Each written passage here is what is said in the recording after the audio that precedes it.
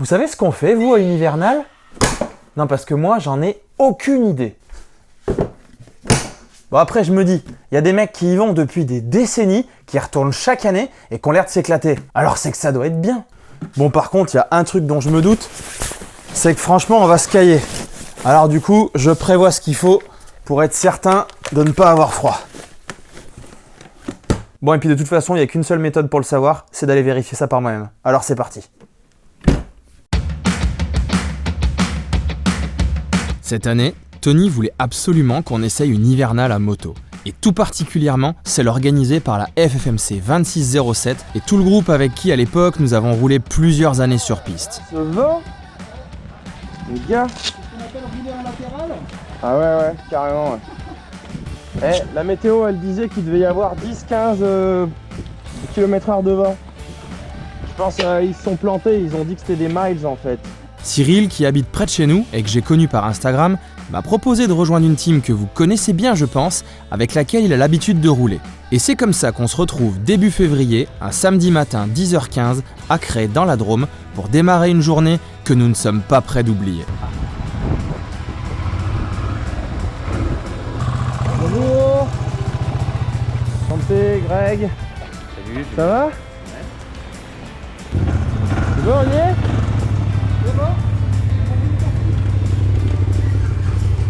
Le problème pour cette hivernale, c'est que la météo est trop parfaite. Il ne fait pas si froid, mais surtout, il n'y a pas de neige sur la route. Alors pour pimenter tout ça, l'équipe que nous avons rejoint a prévu de faire un petit détour afin d'attraper une piste de 18 km environ qui va nous réserver son lot de surprises. La première étape, c'est de bifurquer sur la route de Die en prenant la vallée de la Roanne. Si vous avez bonne mémoire, je vous l'avais montré dans le dernier épisode de la tournée d'école de la Drôme.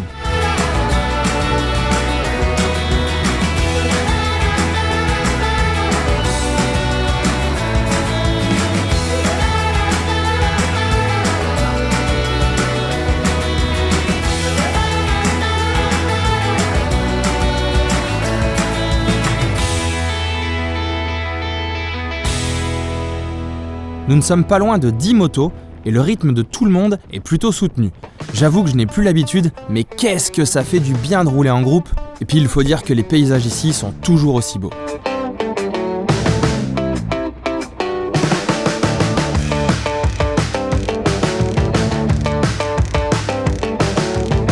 Il est l'heure de dire au revoir au goudron, car c'est ici que nous attaquons la piste pour aller tout là-haut. Pour vous poser le contexte, comme vous allez le voir, tout le groupe est bien à l'aise en off-road, ce qui n'est pas du tout mon cas. Mais bon, on m'a dit que c'était une piste certifiée, ça passe en roadster, alors ça devrait aller. Ouvrez bien l'œil car c'est pour de vrai le coup du roadster.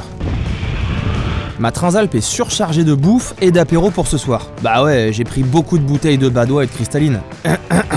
Du coup, je ne suis pas super serein à la barre de mon paquebot, mais je m'accroche.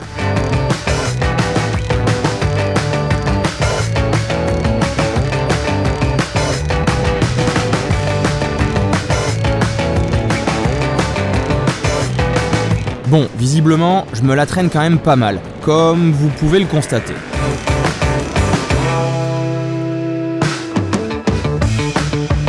Et puis d'un coup, au détour d'une épingle, la neige fait son entrée en scène et on va pouvoir démarrer la session Holiday on Ice. J'avoue que ça aurait vraiment pu être moi, car je viens de poser mes roues sur la neige, enfin la glace ici, pour la première fois de ma vie, et je découvre ce ressenti de manque de grippe. Je découvre aussi que ce groupe est hyper soudé et ne laissera personne derrière. Et ça fait vraiment plaisir de voir ce genre de valeurs fortes et ça me rassure pour la suite. Je sens tout ça du coup. Oh non, qu'est-ce qui s'est passé toi? On m'a dit, on m'a dit que j'avais perdu un truc en route. Pourquoi tu mets du plastique fondu sur ton échappement là? En fait, ça fond comme le reste. C'est ça, ouais. Qu'est-ce qu'il y avait là-dedans? Ah bah c'est des pains au chocolat pour demain matin. Ah bah ils sont cuits. C'est du maïs, c'est le popcorn. Les pains sont cuits, je répète. Nous repartons et nous ferons la rencontre des autochtones plutôt bien poilus. Et vu comme ils nous regardent, ils doivent nous prendre pour des extraterrestres, ici à cette saison.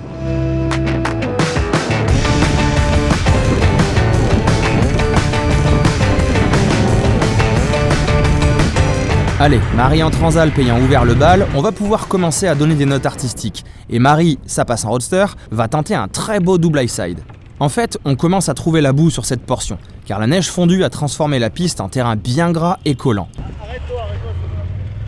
On va d'ailleurs devoir y repasser car la trace continuait en bas sur la droite.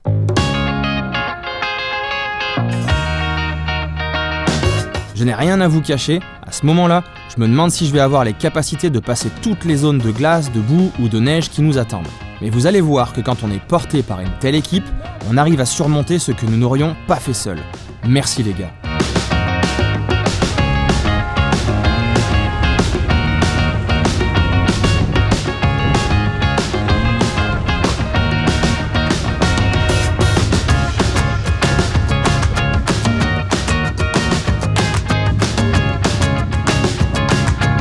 Maintenant qu'on a bien pataugé dans la boue, on va faire un petit tour du côté de la piscine.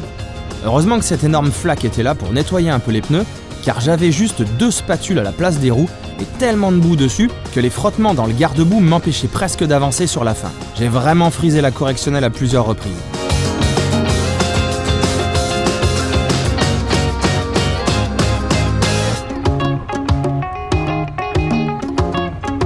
En attendant le reste du groupe, on s'est quand même rendu compte que nous étions dans un environnement absolument splendide.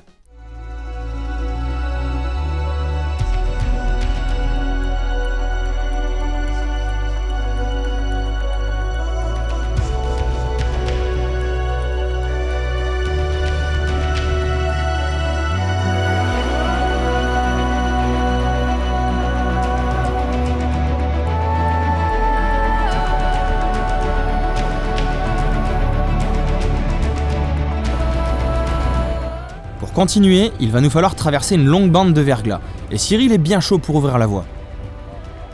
Bon, du coup, on va faire un peu de motoculture. Après tout, Honda en connaissent un rayon aussi dans ce domaine.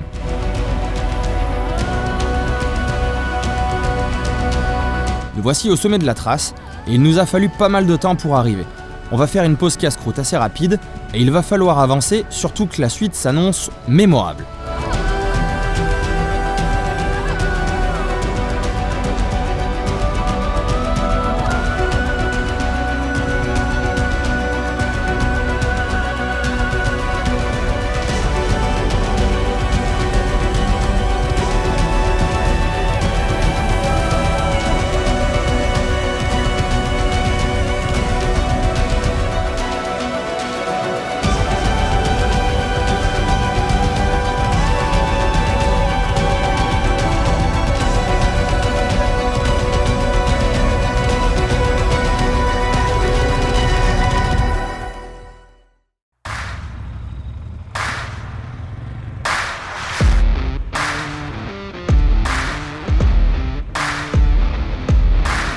Pour toute cette partie de descente enneigée, tout le groupe a avancé d'un bloc, en s'attendant, en s'entraînant.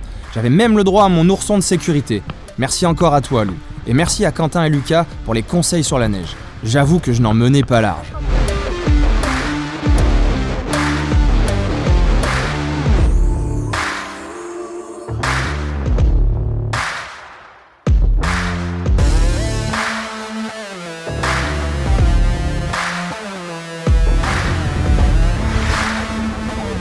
Alors, j'ai un ski à gauche, un petit pied sur le frein et va comme je te pousse. Enfin non, poussez pas. Je crois que là, le premier qui me demande de faire 2 x 8, je sais même pas répondre. 2 x 8 Arrête. Ça a l'air très serein, Greg. Je suis en mode, là, tu vois, je m'imagine en train de boire une bière en fait. Oh, joli, joli. Attention l'arrière, elle est maintenant. Sœur. Oh, tranquille. Oh.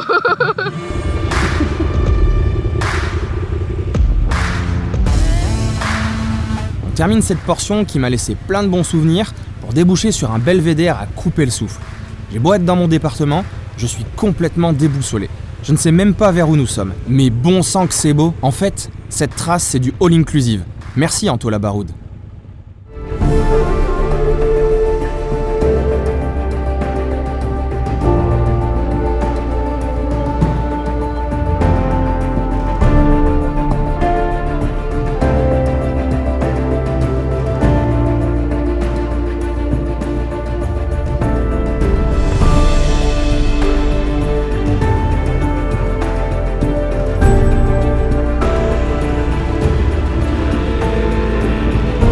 On va pouvoir en prendre plein les yeux sur toute la descente, c'est vraiment le bonheur d'être ici.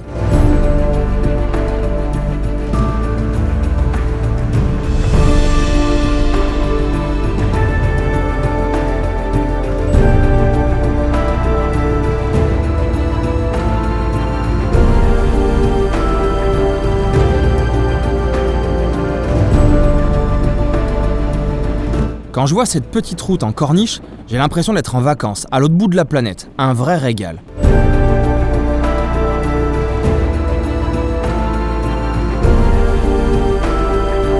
Eh, attendez, c'est quoi le truc gris par terre? Hein? Du goût quoi? Du goudron?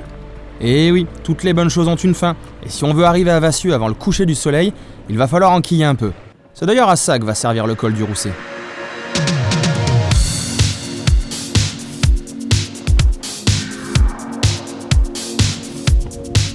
Profitez bien des paysages car, de l'autre côté du tunnel, nous allons passer dans une autre dimension.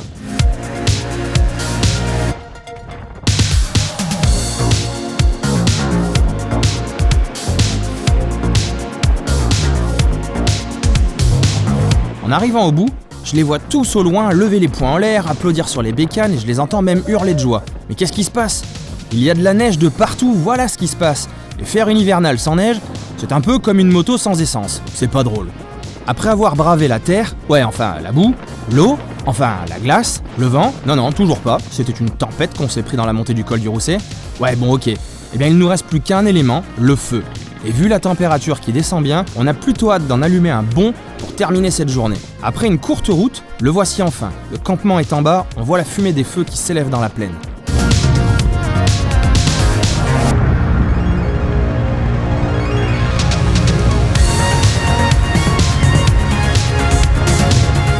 Je découvre pour la première fois ce qu'est un camp d'une hivernale. Décidément, ça en fait des premières fois aujourd'hui. C'est signe que cette journée était vraiment au top.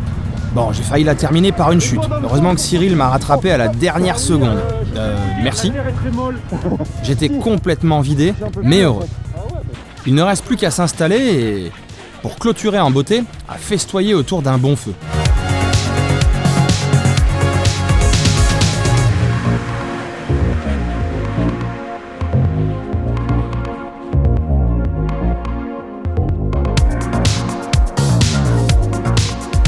Ah, au fait, vous vous rappelez de ma question au tout début de cette vidéo? Bon, je crois que j'ai ma réponse. À une hivernale, en fait, je crois qu'on peut faire à peu près ce qu'on veut, ça dépend comment on le voit, et ça dépend avec qui on part aussi. En tout cas, cette journée, elle était juste dingue. J'avais jamais foutu les pneus dans la neige, c'était la première fois de ma vie. On a eu bien peur, j'ai eu bien peur, parce que je suis pas du tout habitué, mais j'ai pris un pied de fou. Il y avait une super équipe qui pouvait nous aider quand on était en galère, surtout des gros débutants comme moi. Franchement, super expérience et maintenant, il va se préparer une bonne petite soirée puisque notre ami le soleil s'est couché. Ce qui veut donc dire qu'on va atteindre bientôt un moins 4 degrés. C'est pas ouf, il aurait pu avoir pire, mais il va falloir se réchauffer. Il est marrant lui, moins 4, c'est selon la météo. En réalité, on va atteindre les moins 12 degrés facilement dans la nuit. Comme en témoigneront d'ailleurs les bouteilles de vin entièrement gelées au petit matin. Ne partez pas tout de suite, vous voulez peut-être savoir ce qui s'est passé le lendemain. Réveil quelque part sur le plateau du Vercors. La nuit a été fraîche, les gaz sont bien pelés. Alors pour se réchauffer, petit café, tu connais les basiques. Qu'est-ce qui m'arrive à moi? Je reprends. Pour ma première hivernale, j'ai eu le droit à un froid presque polaire, digne de la Sibérie. Un froid que même les plus vieilles tribus mongoles n'ont pas encore connu. Malgré tout, il n'aura pas eu ma peau. Mais je ne vais pas te mentir, je ne suis pas contre un café bien chaud. Eh stop, mais n'importe quoi moi! Bon bref, vous avez compris le message. Je crois que ce froid glacial m'a complètement fait disjoncter le cerveau. Au niveau matos, je suis assez content de ce nouveau matelas de chez Situs Unit. Cette couverture de survie en dessous. Et puis un duvet moins 15 degrés soi-disant et moins 20 extrême. Que cette nuit je me suis dit, putain je suis bien habillé dedans, j'ai un peu froid, il est pas si bien. En fait j'ai appris que c'est descendu à moins 13. Donc il est bien en fait. Tout le monde recharge les bécanes, pris pour qu'elles démarrent du premier coup, et c'est reparti direction le col du Rousset.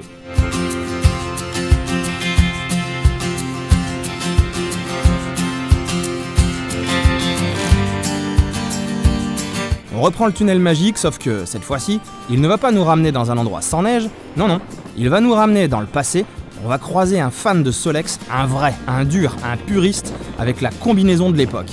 Et il se pourrait bien que vous le connaissiez d'ailleurs.